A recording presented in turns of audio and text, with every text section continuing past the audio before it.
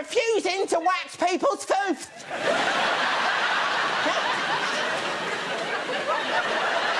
People that had nothing to do with the attacks in the first place.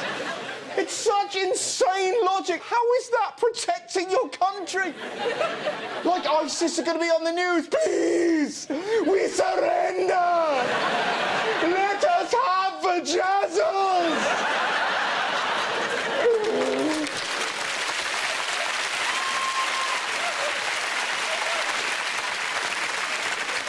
None of this is worth it if we can't have tinted eyelashes.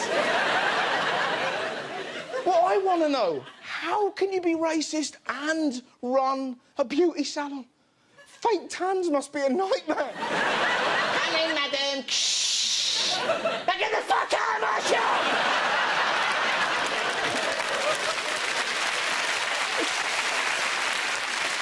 It's madness. Terrorists aren't into beauty or grooming. Most of them look like kebabs. Idiocy wasn't just confined to Britain. Did you see how the American right-wing media responded? Did they promote peace and understanding? What do you think? Paris should be a wake-up call for every American. Applications for gun permits have surged since the Paris attacks. Was anybody in that dance hall able to shoot back? No. Arm yourself and protect yourself. We cannot wait for the police. We need to rely on ourselves. One solution? Guns, guns, guns. Pick up your boom stick, America! We gotta shoot our way to peace. It's so depressing. Every single time there's a tragedy, it gets hijacked by fear-mongering, gun-obsessed idiots. I mean, look at the gun this tool has designed. Florida gun manufacturer has designed an assault rifle with, guess what? Christian symbols on it. I want a gun where if a Muslim terrorist grabs it, a bolt of lightning knocks him dead right on the spot.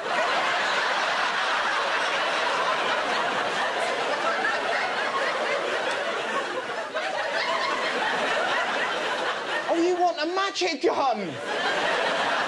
A magic gun that kills Batman with Jesus lightning.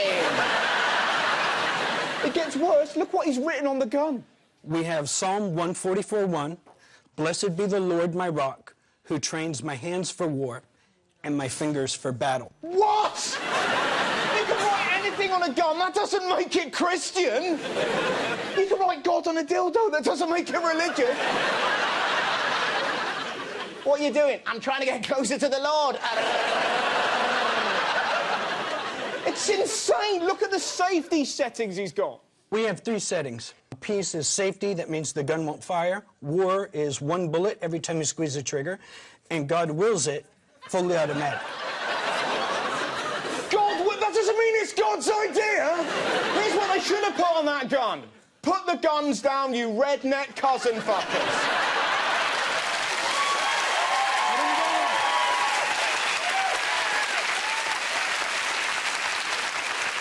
This is what kills me the most. Look at his justification. I'm a Christian, and I believe that it's right, and I am encouraging people of my faith to take up arms. That's exactly what ISIS do, you idiot. We need to stop people hijacking a religion to kill people. By hijacking a religion to kill people. Not that all reactions to the Paris attacks were depressing. Have a look what someone put on a sign in Scotland.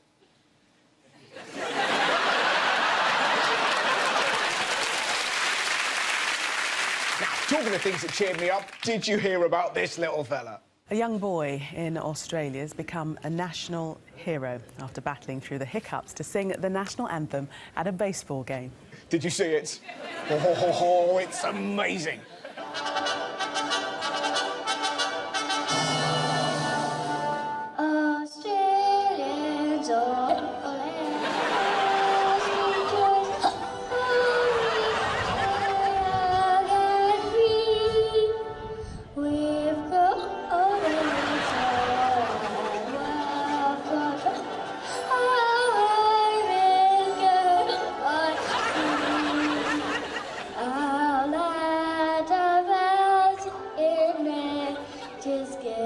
of beauty returning. In this disgrace, let it be said, and all Australia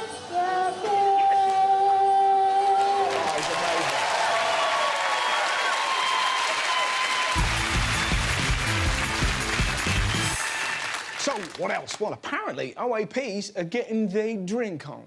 People over 65 are being warned about their alarming use of alcohol. 1 in 5 is reported to be drinking at unsafe levels. Yeah, apparently pensioners have got such a drinking problem they've been told to stop. Fair to say, not all of them are happy. It's so unfair. If they want to have a drink, let them have one. When you think about it, it's pretty tricky to reach old age in this country and not have a drinking problem. Think about it. You're born, drink. Christening, drink. You leave school, drink. You go to uni, drink. You get a job, drink. You fall in love, drink. You get married, drink. You have a kid, drink. You get divorced, drink. You work till you're 70, you retire, and all of a sudden, you're not allowed to drink. You spend the next 20 years being ravaged by illness until you perish, and what do all your mates do when you die? They have a fucking drink! So unfair! So, if your nan wants a Sambuca, let her have one. There's nothing better than your nan at a party. Very Whoa. Blow it out.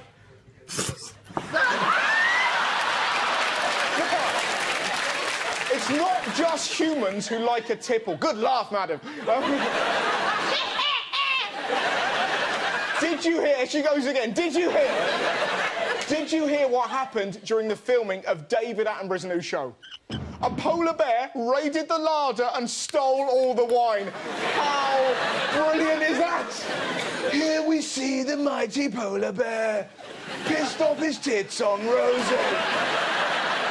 Flipping over a walrus, grabbing its tusk, shouting, ooh, ooh, ooh, look at me, I'm riding a space hopper. Amazing, isn't it? Right. Do you reckon Attenborough will get his own back? Next series opens just him burning a glacier with a lighter. Huh? Yeah? This is what happens when you take Daddy's stash. I love this story so much. We've actually got footage of him making his getaway. There he goes. He was even worse the next day. There he is. Not that all animals were on the lash this week. Some were busy working. Did you hear about the Queen? Airport sniffer dog makes beeline for the Queen's handbag. Shit! Philip! They're after the ganj! Flash the dust! Flash the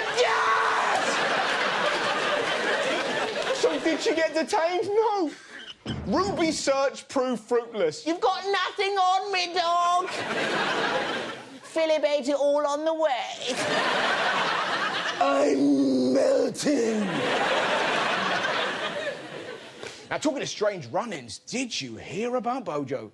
Boris Johnson would like to think he's on the side of the cyclist, but by some of the reactions he got this morning, he may still have some work to do. Yes, he does, right? He was opening a new bike lane, waved at a fellow cyclist, and then this happened. Look at that. Hello, piss off, okie dokie. Over in America, have you been watching the Republican race for the White House? Wow.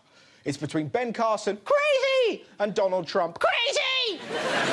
First up, let's meet Carson. Ben Carson, a neurosurgeon and Seventh-day Adventist who talks openly about his faith. He's a Christian. Humble, principled. He is the anti-Trump. So, why is he crazy? Well, because he says stuff like this. You think being gay is a choice? Absolutely. Why do you say that? Because a lot of people who go into prison straight, and when they come out, they're gay.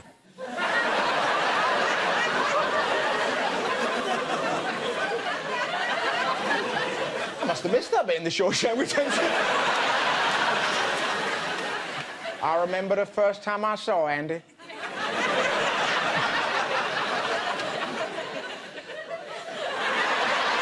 He walked into the prison, tore up a photo of his wife, and sucked my balls. They say hope can kill a man. Well, balls can nearly choke him. He's not just... Sorry, he's not just homophobic. Did you see what he said about Obama providing health care to poor people? Obamacare is really, I think, the worst thing that has happened in this nation since slavery. The worst thing since 9/11? Vietnam? Honey Boo Boo? What a dick, though, you know? Mind you, what I say is nothing compared to this guy. Mr. Long-Legged Mac Daddy. Yeah, that's right, my friends. Pastor Manning is back. So, is he a fan of Ben Carson? I can't really figure it out. Ben Carson is a demon. Right. So that's a no. He is a lunatic. Look what he said about Carson's supporters. And everybody that supports him are closeted sodomites, fags, lesbos, butt lickers.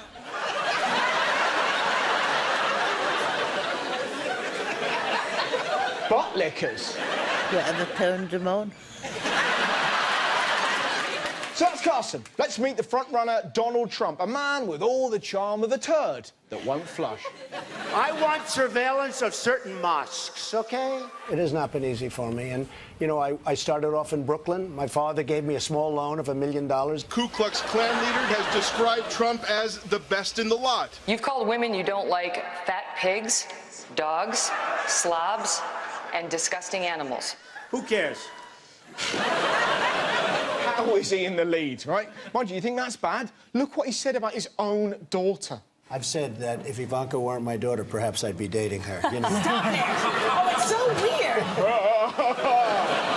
And when he's not trying to bone his kids, all he keeps banging on about is building a wall to keep Mexicans out. We will have a wall. The wall will be built. The wall will be successful. And if you think walls don't work, all you have to do is ask Israel. Oh, yeah. It's really peaceful over there, isn't it? Walls work, not if you ask Palestinians, you hamster-haired bellend. He's such a tit. Look what else he said about Mexicans.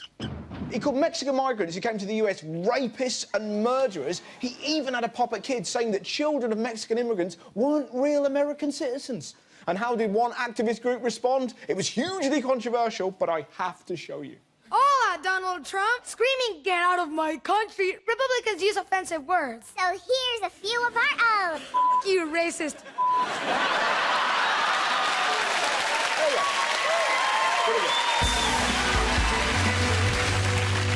My guest this week is a cook and food campaigner who has waged war on battery farming, fish quotas and food waste. Millions of people in Britain are struggling to pay their food bills. Yet a third of all the food we produce never gets eaten. That has to be wrong. Who or what is telling you that these can't go to your supermarket clients? The supermarkets themselves. I want to persuade our biggest corporations to stop wasting millions of tons of food. And I want to see what we can do to waste less food ourselves. Look at that. That's naughty. I think there's at least one good tea left in here. Because what we chuck away at home is costing the average British family £700 a year. It's time we all declared war on waste. Ladies and gentlemen, please welcome Hugh Fearnley-Whittingstall! Thank you very much for being on the show, my friend. Now, you've had your hands in a lot of bins. Yeah. Recently especially, yeah. Been delving deep. I was going to ask you about that. What's the weirdest thing you've ever... Did you find something and then you couldn't show it on telly? Like, it's a used condom, we can't... Do you know what? This is true. Right. You see that big dump where, in the opening shot there where you see the big truck behind me? Yeah. We actually interviewed someone who helps run that plant. And I was just looking down and there was an enormous dildo at his feet. Big kind of wibbly-wobbly rubber one. Right. And did you throw it out because it was wonky? No, he after a bit, we'd been talking to him for quite a long time, after a bit he noticed it too. Oh, right. I think because he saw me looking down quite he gave it a kick. The first kick, it didn't go anywhere. Right. The second kick, he kind of launched it. Yeah. So you just sort of see him kind of randomly going like that. So I saw it all happen, but it wasn't captured forever on film. Wow.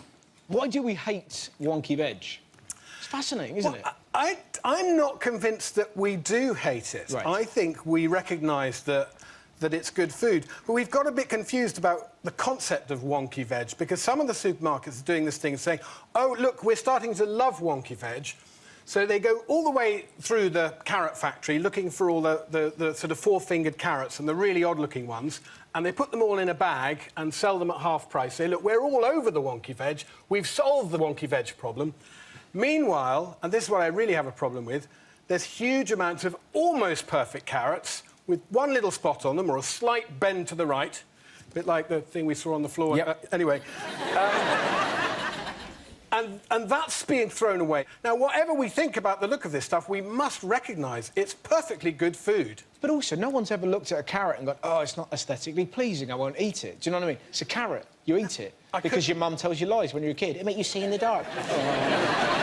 That's how we eat veg, lies. No, I completely agree. And the phrase that the supermarkets use that kind of says it all in a way is cosmetic standards. It's almost like... What an insane job that is. So you're telling me somebody at Tesco is their job to judge carrots as they kind of come out like... Well, yeah. Look at her, she's right. It's actually... It is almost as mad as that. It's ridiculous. There's nothing wrong with being slightly wonky. I don't know if you can see, I've got a slightly lazy eye, yeah. Yeah, me too. I got one a bit smaller than the other. You? Yeah. Oh, nice. Yeah. Yeah. Brothers. Brothers. Wonky eye brothers. Oh, look at that. What a lovely moment. Exactly. We should be on... If we were carrots, we'd be rejected. We'd be on the heap. Oh. I know. What kind of world are we living in, Jim? That's the right way to look at it, isn't it? That if we were carrots... So if you're telling me in the... There's a lot of carrots here that would be rejected. This is... Sorry. Didn't put enough makeup on. Out you go. Teeth slightly crooked. Off. Mate, off. I'm serious. Off. This is so brilliant. A minute ago, they were absolutely charmed by you, and now you're like, you're a pig, you're a munter. What is that? Is that even human? Somebody's brought an orc in here. But you make a valid point. I mean, if we were in the carrot world, I wouldn't be on telly, you wouldn't be on telly. We'd be by a bin snivelling. And then a more pleasing carrot version of you would be in that bin getting stuff. Yes. Wow. Yes. I find you fascinating, because, I mean, you eat... There aren't many people that are proud to eat roadkill, and you are one of those people. The only other person I know, my granddad, this is genuinely true, when we were little, like, Dad used to drive the car, Gran would be down with us, he used to look at roadkill and just, as we go past it, we're leaving that? Oh, I can't believe we're leaving that! He used to get upset, and he wouldn't speak to my dad for the whole night. Yeah, we're eating pie, we could be out the back eating a badger, you asshole! But you're the only person I know. Yes, I mean, I've occasionally eaten roadkill. Occasionally, you do. I agree with you. Occasionally you pass something on the road that's too good to miss. Oh, here's a question. Have you ever been driving along, seen an animal, go, I fancy that, and then hit it? Here's an answer. Oh! Did you kill Cecil? No. No. No. You've never... No. Is there anything you wouldn't eat, though? I'm intrigued. Yes. What? Oh, gosh. If you fry me an egg... And if you don't baste it with hot oil or flip it over so it's over easy, if you leave some of that white runny around the edge of the yolk, I am not touching it. Am I right? Wow. I'll say I would never mess up eggs. I'm the king of eggs. So, would you baste it for me? No, I'll scramble those bastards up. What I'll do, scramble them, bit of goat's butter, bit of pepper... A bit of goat's butter? Yeah. You're talking my language. Yeah, it's Have amazing. you ever made goat's butter? No. I have. I've milked a goat, taken the cream off the top of the milk and turned it into butter. And here you are talking about goat's butter. Yeah. Lovely. It is lovely, but... Like I said, brothers. Yeah. But yours is... My goat butter brother. I'm a goat butter brother from another mother. Nice. I like it, but... I don't think I could milk a goat. I just feel... I've never milked an animal. OK. I just... If you do... What have you milked, by the way? An audience, obviously. No, I've milked an audience. I once had breast milk squirted in my face. OK. Yeah. As an act of aggression or excitement or... Sort of for humour. Yeah, my auntie screamed bitty at me and squirted it in my face. Lovely. Yeah, lovely. different backgrounds. But, so I guess what I'm saying is I've had milk squirted at me from an animal, but... OK. I've never milked one. How did you have to put yourself in a mental space to... especially a goat, they've got a beard, they're like... A little bit of rhythm. A bit of rhythm. And don't squeeze as hard as you think you might have to. OK. Yeah, I think I just have Marge. A lighter touch will do it. A lighter touch. It's sort of bit of... Yeah. But would you... I haven't done it for a while, No. but something you never forget. The thing is, if you do it with 2 hands, it doesn't look rude, does it? No. Does it? But you do know that that's going to be turned into an internet GIF that'll be like, did anyone see Hugh wanking off 2 ghosts? That's what it'll be. Where'd you stand on human flesh? Would you eat human flesh? I have done. Have you really? Yeah. Wow. That's a slightly ambiguous thing. I've eaten placenta. Oh, OK. Oh, that's all right. Oh, that's fine. No, fine. I think he's fine. Like, because I was thinking if I was going to eat any human, Chris Eubank, because I can't. he's been punched a lot. Tenderised meat. Yeah. I was watching him on I'm a Celebrity thinking, but he's bloody delicious. And you know when you've said something out loud and the rest of the family have looked around and you've had to go, But I stand by it. I'd scoff him down. Chris, if you're watching, I would eat you. He'll be right over then, won't he? Yes, yeah. Oh, that's going to be on telly. Now, here's a question for you. You're on death row. It's your final meal. I'll cook you anything. What would you have? Shepherd's pie and a toffee crisp. That was an instant answer, no looking around. And a pint of cider. And a pint of cider. Any particular reasons? There wasn't even a thought process. You went bang, bang.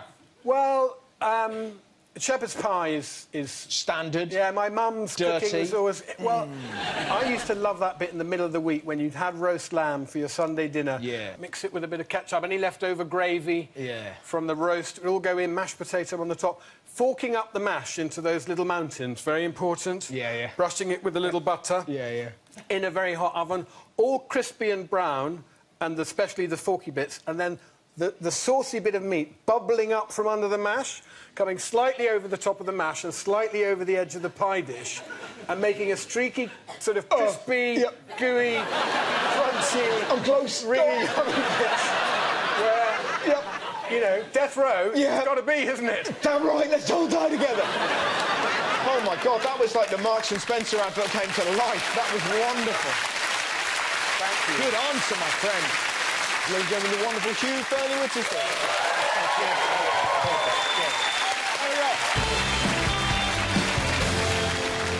Next up, this may be the most pointless thing ever to get worked up about.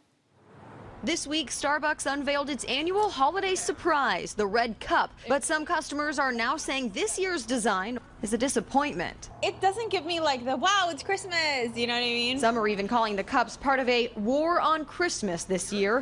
Of all the things to get upset with, the cup doesn't have elves on it.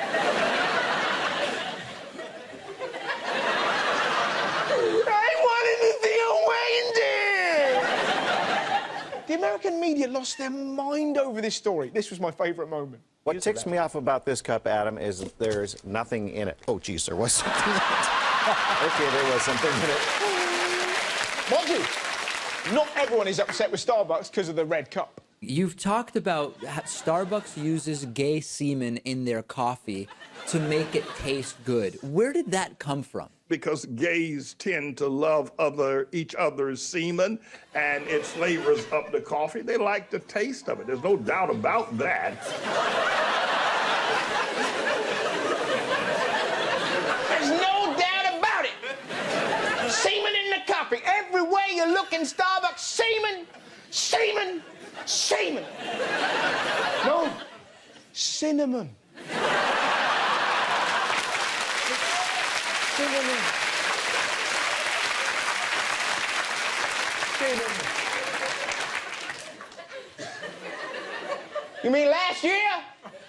When I did the semen challenge?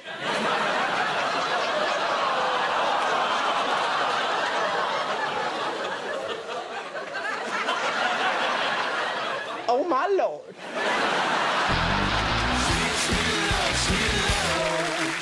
Finally tonight, a lovely little story about the power of football.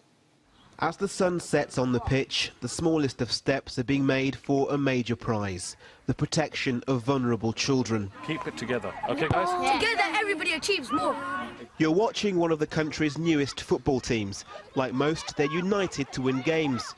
But, unlike others, the Unity of Faith team were founded in West London to provide a safe haven for children from gangs and Islamist extremist groups. Football's common culture and simple rules, scoring is good, conceding is bad, has allowed these players to forge new links and relationships. It has taught me about this, the unity of faiths, and no matter what religion you are, you'd always be British. Important that you guys understand each other. Local psychologist Shamenda Talwar founded the team just over a year ago. He became worried that young people in his community were in danger of being groomed by groups online. Put that arm around their shoulder and saying, listen, you know, if the gate is out there of someone telling you, look, go do some other country for the promised land, and if the gate is there of Stamford Bridge with Mourinho holding his hand, what would you choose? So the child will obviously choose Mourinho. This charity believe uniting through football is the answer to affirming identities and saving lives. Politicians at Westminster will be watching to see if the beautiful game can break down barriers. Pretty cool, huh? Thanks very much for watching the news. Good night, my friends. Good night. Farewell.